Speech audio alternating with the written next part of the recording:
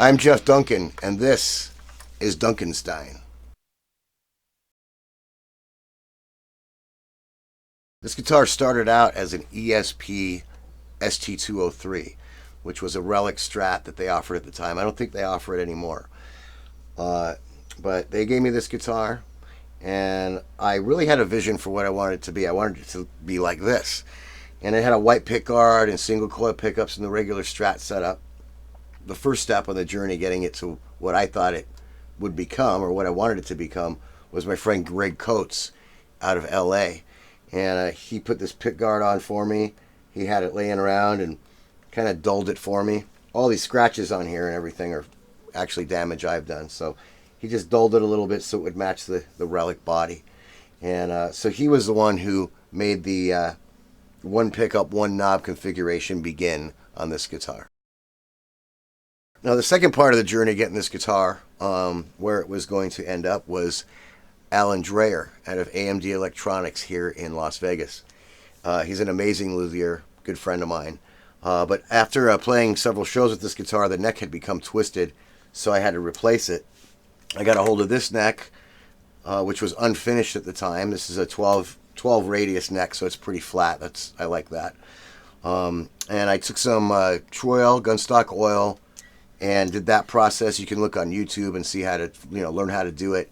It's really great if you want that natural wood feeling of a guitar. I think it just feels amazing and well worth the effort. But Alan put the neck on for me, and he actually put brass bushings in the neck holes in this guitar. So it's actually affixed to the body. The neck is affixed to the body with brass bushings. So a lot of bolt-on guitars have problems after a while shifting because of the bolt-on aspect of it. This will not do that due to those brass bushings, which is pretty awesome, especially as much as I beat this guitar up. I don't have to worry about that. He also, after he did the job on this guitar, he also put on this. This is a Bourne's low friction pot, and it has a solid shaft. So the knob that was on here wouldn't fit on the solid shaft. So when he gave it to me, there was this big giant telly knob on here, this knurled telly knob, and I thought that was just a great idea because I don't know, it just works real well with my hand, and it's just a really great idea. So I actually have a second guitar I built like this, and it has the same knob on it. So yeah, Alan at AMD Electronics here in Vegas was really a big part of the journey here. The machine heads in this guitar are Kluson vintage style tuners. They're the top load kind, vintage style, where you put the string inside the tuner itself and then wind from there. I find they have the best contact as far as just sustain. I think all the parts of the guitar where the string connects should be nice and tight. That all makes a difference. Even if it makes this much difference, I'm somebody who cares. So those are the machine heads. Also, if you notice here, it does say Duncanstein on the headstock. That was made by Brian Loftus at Da Vinci Decals.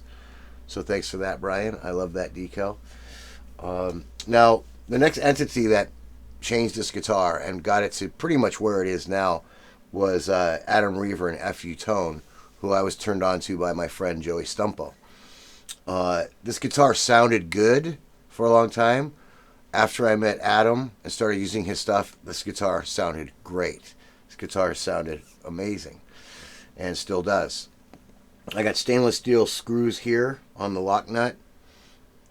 And then if you go down here to the bridge, this is an old Floyd Rose bridge, but it is upgraded. I have stainless steel screws here for your intonation.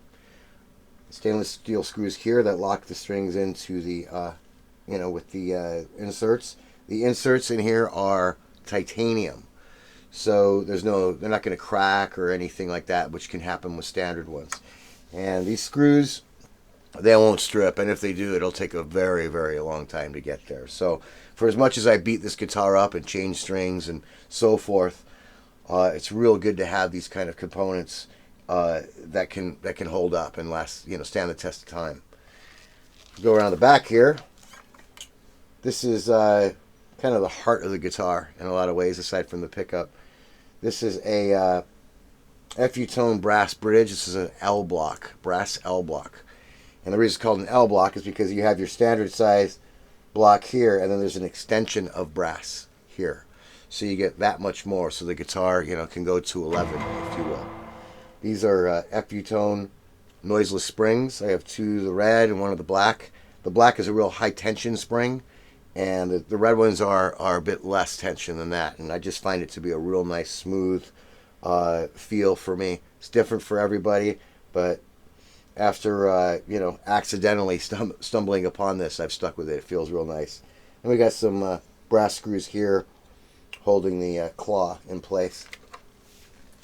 The pickup here, incidentally, is a EVH Frankenstein replica pickup. Go figure. This is a really cool, you know, old style degaussed PAF, essentially, is what it is. But boy, does it sound fantastic. This guitar's had probably 3 or 4 pickups in it. This one's lasted the longest. And it's just an amazing pickup. It is placed on here via a FU tone pickup mounting system. What that is that's another piece of brass that's screwed into the body, and then you screw the pickup onto that. The pickup ears screw onto that, and so the pickup is direct mounted to the body by via a piece of brass. So it just adds that much more sustain, harmonics, etc. Just it really accentuates everything the guitar has to offer. And this body is made of alder, and I find alder to be a really nice woody sounding wood, very nice wood tone for a guitar. And all of the FU tone stuff really complements the wood of the guitar. Yeah, that's about it. Other than that, this is a Schaller German replacement bar. It goes nice and tight. I like that because you can really feel.